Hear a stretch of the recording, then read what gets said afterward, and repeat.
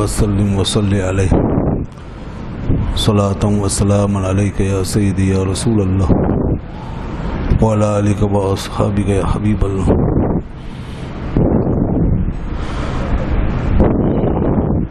अल्लाह ने इस दीन को, दीन इस्लाम को दीन फितरत करार दिया है। ये दीन फितरत है। फितरत वो है जो उसने पैदा की है, दीन वो है जो उसने नाजिल किया है। एक उसकी तख्लीक है और एक उसकी तंजील। तो जो पैदा किया है वो कायनात और इंसान की सूरत में मौजूद। तो उसने इंसान और कायनात को जिस उसूल पे पैदा किया, उसी उसूल के मुताबिक उसने अपना दीन नाजिल फरमाया। यानी इंसान, कायनात और ये दीन, इनमें कोई तजाद नहीं। कायनात को और इंसान को इस अंदाज से बनाया गया कि दीन जब नाजिल हुआ तो इस कायनात के अंदर बहुत आसानी के साथ वो प्रैक्टिस किया गया और नाफिज हो गया और उस पर अमल करना मुमकिन हुआ। ऐसा कभी नहीं हुआ कि दीन इस कायनात में समा ना सका हो और इंसान उस पर अमल ना कर सका हो। तो इसलिए अल्लाह ने बात बयान फरमाई कि दीन को इस फितरत की आंख से देखो तो तुम्हारे लिए दीन को समझना आसान होगा और इस पर अमल करना मुमकिन हो जाएगा। फितरत अल्लाहिल्लती, ये अल्लाह की फितरत है। दीन जो है ये अल्लाह की फितरत है। अल्लती फतरन्नास अलैहा, वो फितरत जिस पर अल्लाह ने लोगों को पैदा किया। तो कितना करीब हो गया मामला, बिल्कुल एडजस्ट हो गया।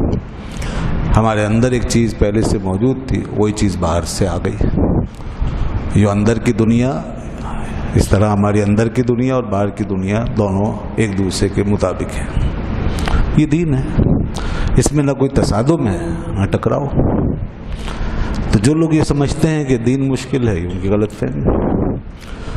हाँ, दीन मुश्किल कब लगता है?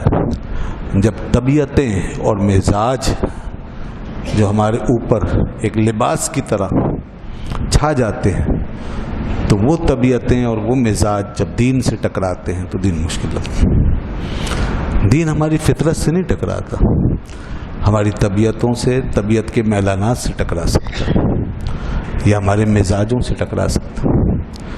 क्योंकि फितरत तो प्योर हालत में बड़ी ही एक यानी ऐसी चीज़ है कि उसको अगर उसी हालत में रख कर देखे तो वो तो बिल्कुल बेनी दीन ही है। उसको तो टकराने की ज़रूरत ही नहीं है। वो तो पहले से ही इस तैयारी में है कि मुझे अल्लाह का पैगाम मिले। फितरत क्या है? फितरत ये है कि इंसान को खुदा की ज़रूरत है। फितरत क्या है? फितरत ये है कि मुझे किसी के मातहत कोई खुदा है, कोई आकमुल हाकिमीन है, मुझे उसके मातहत होना चाहिए, मुझे उसकी बंदगी इख्तियार करनी चाहिए, मुझे उसका बंदा बनना चाहिए। ये फितरत है। यही वजह है दुनिया में तमाम इंसान कभी भी इस चीज़ से खाली नहीं रहे। हमेशा उन्हें खुदा की तलब रही और खुदा की जुस्तजू रही। कभी ऐसा नहीं हुआ कि इंसानों की दुनिया खुदा से खाली हुई हो। इंसानों ने खुदा की तलब में बहुत तगोदो की। फिर अगर उन्होंने सही रास्ता पा लिया तो एक सही और सच्चे खुदा तक पहुंच गए। लेकिन अगर वो सही रास्ते पे नहीं चले, अंबिया किराम का जो रास्ता जो नबियों ने बताया था, अल्लाह ने नबियों को इसलिए भेजा कि ये काफ़िला जो सरगर्दा है, इंसानों का काफ़िला जो मेरी तलाश में निकला हुआ है, मुझे ढूंढ रहा है, प्यासा है, इसे मेरा जाम चाहिए, इसे मेरी मोहब्बत का जाम चाहिए, मेरी मारिफत का जाम चाहिए, और प्यास इसके अंदर मौजूद है। तो इस प्यास के अंदर, इस तलब के अंदर ये जो सरगर्दा है और मारा मारा फिर रहा है, तो अल्लाह ने नबियों को भेजा कि मेरे पैगम्बरों तुम जाओ और मुझसे मुआहदा करके जाओ। उस मुआहदे का जिक्र جب اللہ نے نبیوں سے عہد لیا ومن کا، اور اے محبوب تجھ سے بھی عہد لیا، اور نوح سے بھی عہد لیا، اور ابراہیم سے بھی عہد لیا. یہ آیا ہے آگے آیتوں کے اندر کہ ہم نے سب سے عہد لیا کہ تم میرے پیغام کا جام اپنے ہاتھ میں لے کے رکھو گے، اور جو پیاسے آئیں گے انسانیوں کے قافلے، انہیں وہ جام بغیر کسی ملاوٹ کے، بغیر اس میں کوئی آمیزش کیے، جیسے میں تمہیں پکڑا رہا ہوں ایسے ان کو دے دو گے. یہ وہ عہد، خلاصہ ہے وہ عہد یہ ہے. اور اس میں دلچسپ بات یہ ہے کہ جو عہد کے لیے جن انبیاء کا جو ذکر ہوا، تو اللہ نے سارے نبیوں کا ذکر ایک ساتھ کر کے پھر جب ناموں کا الگ تعین ذکر فرمایا تو اپنے محبوب صلی اللہ علیہ وسلم کا ذکر سب سے پہلے کیا. من کا، اے پیارے تجھ سے عہد لیا، پھر انبیاء کے نام لیے، ان سے عہد لیا. تو اب یہ ایک سسٹم بن گیا. انبیاء کرام اس کے پیغام کے جام لے لے کے دنیا میں آ گئے. انسانوں کے قافلے، پیاسے قافلے، تڑپتے بلکتے لوگ جن کی فطرتیں مچل رہی ہیں اور انہیں اپنے رب کی ضرورت ہے، خدا کی ضرورت ہے، وہ پہنچتے جا رہے ہیں. جو پہنچ گیا اور جس نے سچی طلب کے ساتھ ہاتھ بڑھا لیا، اللہ کے پیغمبر نے وہ جام اس کے ہاتھ میں رکھ دیا اور یوں بندوں کو خدا سے ملا دیا، اور فطرت اللہ کی معرفت کے ساتھ ہم آہنگ ہو گئی. یہ ہے دین کا وہ سلسلہ. تو یہ ہمارے اندر یہ طلب، یہ تڑپ جو رکھی گئی ہے، یہی فطرت ہے کہ ہمیں خدا کی ضرورت ہے. اس سے انسان کبھی خالی نہیں ہو سکتا. دیکھیے جو ایتھیسٹ ہوتے ہیں، جنہیں ہم ملحد کہتے ہیں، بے دین لوگ، دہریے، یہ آج کی پیداوار. اس سے پہلے کبھی ایتھیسٹ پیدا نہیں ہوئے، ایتھیزم پہلے کبھی پیدا نہیں ہوا. یہ آج کا رویہ ہے، اور یہ انسان نے اپنے اوپر ظلم کیا، اور یہ ری ایکشن ہے. اصل یہ ایتھیزم مشرق میں نہیں پیدا ہوا. مشرق میں بڑے بڑے فلاسفر ہوئے، فلسفی ہوئے، ابو علی سینا ہوا، فارابی ہوا، یعقوب کندی ہوا، ابن الہیثم ہوا، اور بڑے بڑے لوگ، بہت نام ہیں، یہاں تک کہ اسپانیہ تک. تو یہ لوگ، ابن رشد بہت بڑا نام ہے، یورپ میں بہت معروف ہے. یہ لوگ گمراہ بھی ہوئے، اور انہوں نے دین کی بہت سی باتوں کو نہیں سمجھا، اور یونان سے فلسفہ لیا اور اس کے اندر غوطہ کھایا، پھر بہت سی گمراہیوں میں پڑ گئے. ان پہ فتوے بھی لگے، وقت کے علماء نے ان کو پکڑا، ان پہ تنقید کی. امام غزالی رحمۃ اللہ علیہ نے خود فارابی پر اور ابن سینا پر بہت سخت تنقید کی اور ان کی کفریات بیان کی. انہوں نے بہت سی ٹھوکریں کھائیں، کیونکہ انہوں نے یونان سے ایک تھیم لے لی، یونان کی فکر سے متاثر ہو گئے، اور اس کے بعد انہوں نے دین کی ایک نئی بنیاد بنا دی. انہوں نے عقل کو بنیاد بنایا، تو اس کی وجہ سے پھر کئی باتوں سے ٹکر ہو گئی، تصادم ہو گیا، تو گمراہ ہوئے وہ. لیکن جو بات میں کہنا چاہ رہا ہوں وہ یہ کہ وہ گمراہ ضرور ہوئے، وہ غلط ضرور ہوئے، ان کی فکر نے غلطی کھائی، انہوں نے کہیں کہیں کفر تک نکال دیا، کفر تک اپنا لیا، کچھ چیزوں کو انہوں نے ریجیکٹ کر دیا، اسلام کی بنیادی تعلیم سے کہیں ٹکرا گئے. مگر جو بات قابل غور ہے وہ یہ کہ وہ ایتھیسٹ نہیں ہوئے، وہ منکر خدا نہیں ہوئے، خدا کے منکر نہیں ہوئے. یہ سب خدا کے قائل تھے، ان میں کوئی خدا کا منکر نہیں تھا. اختلاف سے اس بات پہ تھا کہ خدا کے پیغام کو پیغمبر کی رکھی ہوئی بنیاد پہ سمجھا جائے یا ہماری عقل جو ہمیں بتا رہی ہے اس کی روشنی میں سمجھا. اس میں اختلاف. ہم یہ کہتے ہیں مسلمان مذہبی لوگ اپنے دین و ایمان کی حفاظت کی خاطر کہ ہمیں اللہ نے جو پیغمبر عطا کیے ہیں، جو نبی بھیجے ہیں، ہمیں اپنی بنیاد ان پہ رکھنی چاہیے. ہمارا نعرہ یہ ہے، عقل لا قرباں کن بپیش مصطفیٰ، عقل کو مصطفیٰ کے سامنے قربان کر دو، بس چو چرا نہیں، سوال جواب نہیں. ہمیں صحابہ کرام سے یہی درس ملا ہے.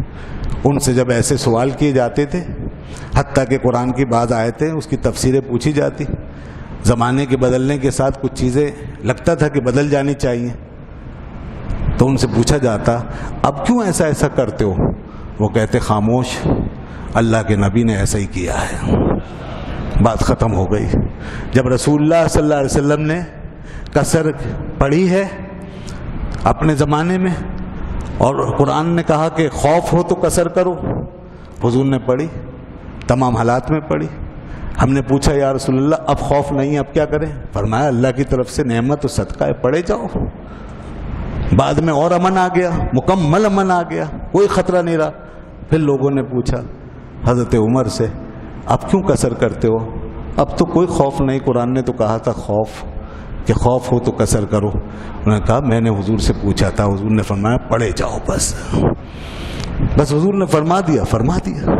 اب چاہے قرآن میں ہے کہ اگر خوف ہو تو ہم ادھر نہیں دیکھیں گے، ہم قرآن لانے والے سے تفصیل لیں گے۔ سب سے پہلے قرآن سمجھنے کا حق انہی کا ہی ہے، انہی کو اللہ نے منصب عطا فرمایا۔ تو حضور نے جب یہ اجازت دے دی بات ختم ہو گئی۔ تو یہ ہے ہماری بنیاد۔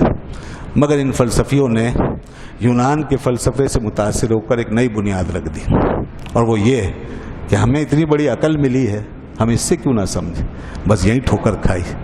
پھر امام غزالی آئے، پھر امام ابو الحسن اشعری آئے، انہوں نے اس قوم کو سمجھایا اور کہا کہ نہیں، ٹھوکر کھاؤ گے اور سارا دین جو ہے یہ ایک معقولات کی بھیٹ چڑھ جائے گا، اطاعت اور اتباع اور عشق رسول صلی اللہ علیہ وسلم کی نعمت چھن جائے گی۔ دین کا جوہر ہی یہ ہے، عشق ہے، محبت ہے اس میں، اور اس کے اندر اطاعت ہے، اتباع ہے۔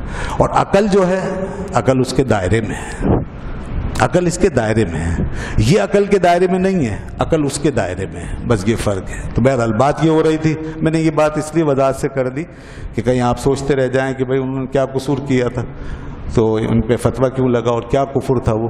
تو یہ تھی وہ بنیادی اختلاف۔ تو میں جو بات عرض کرنے جا رہا تھا وہ یہ کہ انہوں نے ایتھیزم کی بنیاد نہیں رکھی، انہوں نے الحاد کی بات نہیں کی، فلسفی بنے، سب کچھ کیا، عقل پہ بنیادیں رکھ دی، سب کچھ کیا، مگر انہوں نے خدا کا انکار نہیں کیا۔ تو وجہ کیا ہے؟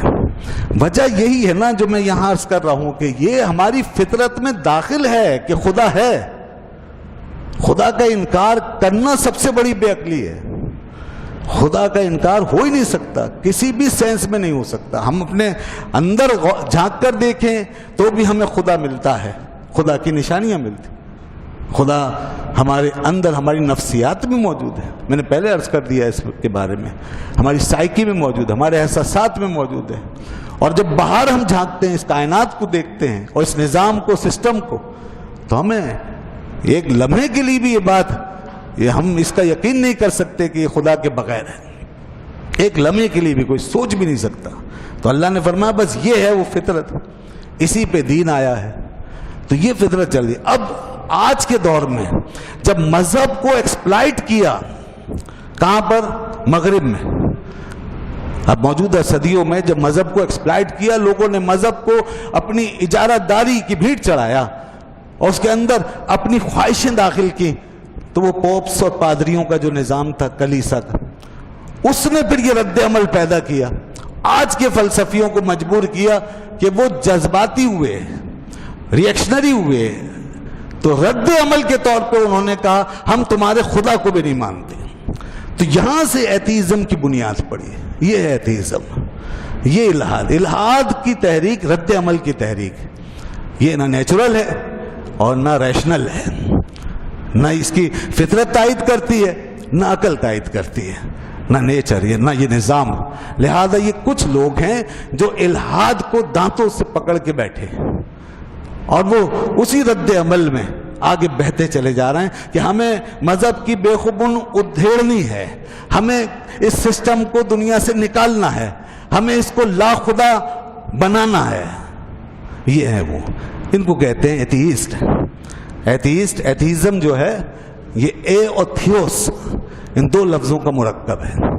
یونان کی زبان میں، قدیم لاطینی زبان میں اے اور تھیوس، تو تھیوس کے معنی خدا، تھیوس کہتے ہیں خدا کو، اور اے جو ہے وہ انکار کی طرف اشارہ کرتا ہے، خدا کا انکار، یعنی خدا کا انکار کرنا، اور ایتھیسٹ خدا کا انکار کرنے والا۔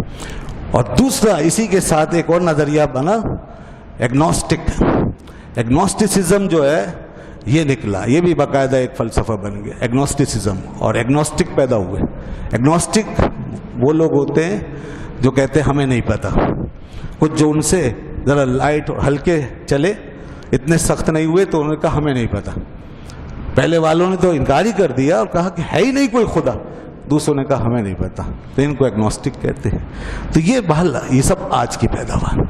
اس سے پہلے تک دنیا خدا کی تلاش میں رہی ہے, خدا کو پانے والوں نے پا لیا, اس کے قرب کی منزلیں بھی طے کی, اور قرآن نے بتایا کہاں کہاں پہنچے لوگ, کس طرح اپنی جانیں بیچ ڈالی اور اس دنیا کو خدا کے نام پہ قربان کر دیا. وہ بھی تھے جن کا میں نے کل ذکر کیا, اور وہ پھر خدا کو پا کر کائنات کے ساتھ کیسے ہم آہنگ ہو جاتے ہیں. میں نے کل کی گفتگو میں یہ بتایا کہ وہ کون لوگ ہیں جو اس کائنات سے باتیں کرتے ہیں, ان چیزوں سے ہم مزاج ہو جاتے ہیں, ان ساری کائنات سے, اسی زمین سے, اسی آسمان سے, اسی ماحول سے, اور پھر یہ چیزیں کس طرح ان کے سامنے حاضر ہوتی ہیں اور یہ ان کو ایڈریس کرتے ہیں, اور باقاعدہ ایک ان کے ساتھ انٹریکشن کا سلسلہ قائم ہو جاتا ہے. یہ میں نے کل بتایا. تو وہ اسی وجہ سے کہ ان کا اور کائنات کا مزاج ایک ہو گیا. تو یہ ہے فطرت. فطرت اللہ کی تلاش کا نام ہے, فطرت اللہ کی طلب کا نام ہے, یہ ہمارے اندر موجود ہے. اور یہی وجہ ہے کہ جب بھی انسان کسی ایسی حالت میں ہوتا ہے جس میں کہ اس کے ظاہری سہارے اس سے الگ ہو جاتے ہیں اور وہ سمجھتا ہے کہ میں اب ڈوب رہا ہوں, تو وہیں اندر سے یہ طلب جاگنا شروع ہوتی ہے اور پھر خدا کی دہائی دینا شروع کر دیتی ہے. بھولے ہوئے کو خدا یاد آ جاتا ہے, منکر کو خدا یاد آ جاتا ہے, ایگنوسٹک کو خدا یاد آ جاتا ہے, ایتھیسٹ کو خدا یاد آ جاتا ہے. جب اس حالت میں انسان پہنچتا ہے تو اندر سے خدا کی آواز آتی ہے, اے خدا تو کہاں ہے, اب مجھے کون بچائے گا. اس حالت میں قرآن نے اس کی بہت مثالیں دی ہیں کہ جب تم پر وہ وقت آتا ہے تو یاد کرو کس طرح تمہارے من سے آواز آتی ہے کہ اے خدا تو کہاں ہے, مجھے بچا لے. یہ مجھے بچا لے کس کو پکار رہے ہو؟ کوئی آئے بچا لے, کون ہے وہ؟ کوئی مجھے آج مجھے زندگی دے دے, اس مصیبت سے بچا لے, وہ کون؟ وہ خدا ہی تو ہے جس کو تم متعین نہیں کر رہے ہو, اسپیسیفکلی نہیں جان رہے ہو, اس کو تم متعین کر کے نہیں جان رہے ہو, اس کو تم دیکھنا نہیں چاہ رہے ہو اور اس سے تم نے آنکھیں پھیری ہوئی ہیں. تو فرمایا وہ تو تمہارے اندر ہے. کسی نے کہا کسی مثال دے کر تمثیل کے انداز میں کہ خدا کی طلب و تلاش کا سفر کچھ اس طرح دنیا نے کیا. رفتہ رفتہ لوگ خدا کی تلاش میں چلے اور خدا تک کیسے پہنچے. تو ایک مثال دی ہے, تمثیل ذرا سنیے. انسانوں کا ایک قافلہ اسی اندر کی پیاس و طلب میں آگے بڑھا اور خدا کو ڈھونڈنے لگا کہ خدا کو پائیں اور ہم اس کے آگے سربہ سجود ہوں, سجدہ ریز ہوں. تو انہوں نے چلتے چلتے ایک بہت بڑا ریت کا ٹیلا دیکھا, بہت اونچا. تو انہوں نے اس کی جسامت دیکھ کر کے یہ سمجھا کہ یہی خدا ہو سکتا ہے, اتنا بڑا ریت کا ٹیلا یہ خدا ہے. تو اس کو خدا مان لیا اور اس کے سامنے سر بسجود ہو گئے اور اپنی پیاس بجھانے کی کوشش کی. کچھ دنوں تک یہ سلسلہ چلا مگر خدا وہ تو نہیں تھا نا. خدا ایک حقیقت ہے اور اس کی صفات ہے, تو لہذا پھر انسانی عقل نے کام دکھایا, اس کے تجربے نے. تو کچھ لوگوں نے ان لوگوں سے مخاطب ہو کر کہا کہ تم جس ریت کے ٹیلے کو پوج رہے ہو یہ خدا کیسے ہو سکتا ہے؟ یہ تو دنیا میں سب سے زیادہ طاقتور نہیں ہے, اس سے بھی زیادہ پاورفل چیز ہے, طاقتور چیزیں ہیں. میں کہا وہ کیا؟ میں کہا اس سے زیادہ پاورفل پتھر ہے, سخت پتھر, چٹان. تو اگر یہ خدا ہے تو وہ کیوں نہیں ہے؟ تو لہذا اس کو چھوڑو, اسے خدا مانو. لوگ کہا ہاں یہ بات تو صحیح ہے, جو اس سے زیادہ طاقتور ہے اسے خدا ہونا چاہیے. اب خدا کی کوالٹی کی طرف جا رہے ہیں نا, خدا کیسا ہونا چاہیے, تو پاور کی طرف گئے. بھئی پتھر جو ہے اسے خدا ہونا چاہیے, لہذا پتھروں کی طرف چلے گئے. کچھ شاید ریت پہ ہی پڑے رہ گئے اور ریت کے پجاری بنے رہے, کچھ پتھروں تک نکل گئے اور پتھروں کی پوجا شروع کر دی. پتھر سخت ہے, یہ پتھروں کی پوجا دیکھیے ابھی تک اسی طرح چلی آ رہی ہے. تو اب پتھر جو ہے یہ ایک بڑی سخت چیز تھی ان کی نظر میں, چٹانوں کی پوجا, پہاڑوں کی پوجا. اس کے بعد پھر کچھ لوگوں نے غور کیا تو انہوں نے کہا کہ پتھر تو کوئی آخری چیز نہیں ہے پاور میں, قوت میں, اس سے بھی زیادہ پاور والی چیزیں ہیں, لہذا خدا انہیں ہونا چاہیے. تو لوگوں نے کہا وہ کیا؟ کہا لوہا. لوہا فولاد یہ ہے اس سے زیادہ پاورفل. اس پہ جب لوہا پڑتا ہے تو یہ ٹوٹ جاتا ہے, لہذا لوہے کی پوجا ہونی چاہیے. تو لوہے کی طرف چلے گئے, پھر انہوں نے لوہا جمع کیا, اس کی پوجا کی. پھر کچھ لوگوں کو خیال آیا, انہوں نے کہا لوہے سے بھی زیادہ طاقتور چیزیں دنیا میں موجود ہیں, تو کیوں نہ ہم اس کی پوجا کریں. انہوں نے کہا وہ کیا؟ انہوں نے کہا آگ. آگ جو ہے وہ ایسی چیز ہے کہ لوہا اگر اس میں جائے تو پگھل جاتا ہے, لہذا آگ کی پوجا ہونی چاہیے. اور آگ کے پجاری بھی دنیا میں موجود ہیں, دیکھیں آپ. تو پھر لوگوں نے آگ کی پوجا شروع کر دی. پھر ایک عرصہ گزرا تو پھر کچھ لوگوں کے ذہن میں خیال آیا, انہوں نے سوچا کہ آگ سے بھی تو زیادہ طاقتور چیز ہو سکتی ہے. انہوں نے کہا وہ کیا ہوگی؟ انہوں نے کہا وہ پانی ہے. آگ کے اوپر پانی ڈالتے ہیں تو آگ بجھ جاتی ہے, لہذا پانی کی پوجا ہونی چاہیے. تو وہ پانی کی طرف بڑھ گئے, وہ پانیوں کی پوجا ہونے لگی, سمندروں کی, دریاؤں کی. یہ سلسلہ چلتا رہا. تو کچھ عرصے کے بعد پھر کچھ لوگوں نے سوچا کہ پانی جو ہے اس پر بھی تو کوئی چیز اثر انداز ہوتی ہے. اتنا بڑا یہ پانی سمندر کا, اس میں جو جوار بھاٹا آتا ہے, لہریں اٹھتی ہیں, تو یہ کس وجہ سے؟ تو غور کیا تو یہ چاند کی مخصوص تاریخوں میں یہ سب ہو رہا ہوتا ہے. تو اس کا مطلب یہ چاند کا اثر ہے. تو چاند اس سے زیادہ طاقتور چیز ہے جو سمندر کے اندر جوار بھاٹا پیدا کرتا ہے, مد و جزر پیدا کرتا ہے, اور اس کو جو ہے اوپر نیچے کر دیتا ہے. تو لہذا چاند کی طاقت زیادہ ہے, تو ہمیں چاند کی پوجا کرنی چاہیے. لیجئے جناب, وہ چاند کی پوجا شروع ہو گئی, اور زمین سے اٹھ کے آسمانوں تک پہنچ گئے. اب جب چاند کی پوجا انہوں نے شروع کی اور ایک عرصے تک یہ سلسلہ چلتا رہا, تو پھر کسی نے سوچا, اور کسی کو یہ معلوم تھا کہ چاند جو ہے یہ کوئی طاقت کی آخری حد تو نہیں, اور ساری دنیا میں یہی تو اثر انداز نہیں ہو رہا, اس کے اوپر بھی تو کوئی طاقت ہوگی, اور وہ ہے. اور وہ کیا ہے؟ تو لوگوں نے کہا ہم نے یہ سنا ہے کہ اللہ کا نبی جو مکے میں ظاہر ہوا ہے, اس نے مکے میں مکے والوں کی خواہش اور ان کے مطالبے پر ایک دن ایسا کیا کہ انگلی اٹھائی اور چاند کے 2 ٹکڑے کر دیے. تو دیکھو چاند کے 2 ٹکڑے ہو گئے, ایک شخص نے زمین پہ کھڑے ہو کے چاند کے 2 ٹکڑے کر دیے. تو سب سے زیادہ طاقتور تو وہی ہوا, چاند سے بھی زیادہ طاقتور وہ ہے. تو لہذا ہمیں اس کی طرف چلنا چاہیے. اگر کوئی معبود ہو سکتا ہے تو وہی ہمارا معبود ہوگا, ہم اسی کی پوجا کریں گے, اسی کی عبادت کریں گے, کیونکہ سب سے زیادہ پاورفل تو وہی ہے. لہذا اب انہوں نے مکے کا سفر شروع کر دیا. یہ آ گئے اب مکے میں. وہاں جب پہنچے تو وہاں جیسے حرم میں داخل ہوئے, اللہ کے نبی کو دیکھتے دیکھتے ڈھونڈتے ڈھونڈتے جیسے حرم میں داخل ہوئے, اور لوگوں نے بتایا کہ یہ ہیں اللہ کے نبی جن کی تلاش میں تم آئے ہو, یہ ہیں وہ جنہوں نے چاند کے 2 ٹکڑے کر دیے تھے, یہ ہے وہ ہستی جو دنیا میں سب سے زیادہ طاقتور ہے. انہوں نے سوچا تو یہ تھا کہ اب ان کی پوجا کریں گے اور انہیں معبود مانیں گے, لیکن وہ یہ دیکھ کر حیران رہ گئے کہ وہ تو خود کسی کے آگے سجدے میں پڑے ہیں. وہ یہ دیکھ کر حیران رہ گئے کہ یہ تو خود سجدے میں ہیں اور کسی اور کی عبادت میں مصروف ہیں. چنانچہ یہیں سے پھر انہوں نے بس وہ راز پا لیا, وہ حقیقت پا لی. حضور کی خدمت میں حاضر ہوئے تو پوچھا, اے اللہ کے رسول, ہم تو آپ کو سمجھ کے آئے تھے کہ آپ ہی سب سے زیادہ طاقتور ہیں, کیا آپ سے بھی زیادہ کوئی طاقتور ہے؟ کیا آپ کا بھی کوئی معبود ہے؟ کیا آپ سے بھی کوئی بڑا ہے؟ تو وہیں بس اللہ کے نبی نے, اب وہ وقت آ گیا جہاں لوگ ہاتھ پکڑ کے خدا سے ملا دیا. تو وہاں خدا سے ملنے کا یہ آخری لمحہ, بس اس کے بعد فیصلہ ہو گیا اور دنیا خدا تک پہنچ گئی, اور وہ جام جو نبی کے ہاتھ میں تھا وہ ان سے لے کر پی لیا گیا. یہ ہے اصل میں وہ سلسلہ انسان کی فطرت کا. ایک مثال دے کے سمجھائی یہ بات. اس طریقے سے انسان اپنی نیچر اور فطرت میں ہمیشہ سے پیاس محسوس کرتا رہا اور خدا کو ڈھونڈتا رہا, مگر خدا کو صحیح معنی میں اس وقت پایا ہے جب پیغمبروں کے پاس پہنچا ہے, جب اللہ کے نبیوں کے پاس پہنچا. اس لیے نبیوں کی ضرورت بھی بہرحال ہے.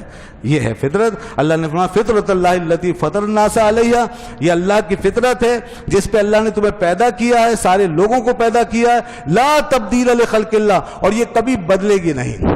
اب وہ بات تھوڑی سی جو میں نے ایک اشارہ دیا تھا اس کو بس میں کلیئر کر دوں, پھر بات ختم کرتے ہیں. اور وہ یہ کہ دین اور شریعت سے ہماری فطرت نہیں ٹکراتی, ہماری طبیعت ٹکراتی ہے, ہمارا مزاج ٹکراتا ہے. تو اس طبیعت اور مزاج ہی کو بدلنے کے لیے اللہ نے دین کے اندر شریعت رکھی ہے.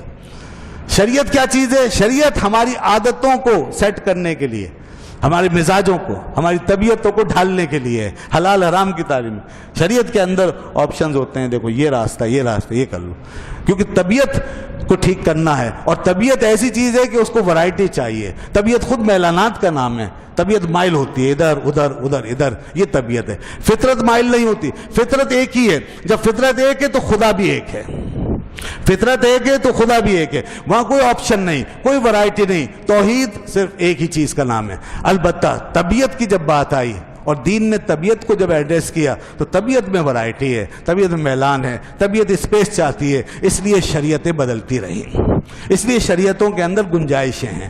احکام کے اندر ہمارے لیے مختلف آپشن ہوتے ہیں، مختلف طریقے ہوتے ہیں، حلال حرام کی صورتیں ہوتی ہیں، یہ ہماری طبیعتوں کو ایک ڈائریکشن دینے کے لیے اور ان کو ٹھیک رکھنے کے لیے، ایک شریعت کے مطابق ڈھالنے کے لیے، اللہ کی مرضی میں ڈھالنے کے لیے، یہ ہے بس۔ یہ شریعت کے مطابق جو طبیعت ڈھل جاتی ہے تو بس پھر وہ دین سے نہیں ٹکراتی۔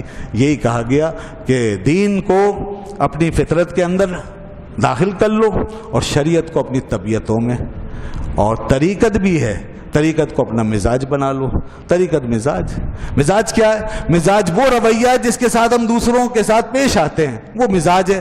تو مزاج طریقت کی صورت میں ہمیں دے دیا، اور وہ طریقت اس کی بنیاد قرآن نے، حدیث نے رکھی ہے، کوئی الگ سے کوئی نئی چیز نہیں ہے۔ میں صرف اشارہ دے رہا ہوں، سورہ لقمان میں حضرت لقمان نے اپنے بیٹے کو جو طریقہ بتایا جینے کا اور زندگی گزارنے کا اور ڈیلنگ کرنے کا، وہ سب طریقت ہی کے اصول ہیں۔ میرے بیٹے، لوگوں کے ساتھ تکبر سے پیش مت آؤ، لوگوں کے ساتھ منہ ٹیڑھا کر کے بات مت کرو، چلا کر بات مت کرو، اعتدال اختیار کرو، چال میں ڈھال میں اعتدال کے ساتھ چلو، زمین پہ اکڑ کے مت چلو، زور سے مت بولو، چلا کے باتیں مت کرو، لوگوں سے ادب سیکھو، احترام سیکھو۔ یہ سب حضرت لقمان جو بتا رہے ہیں یہ طریقت ہے، یہ مزاج ہے۔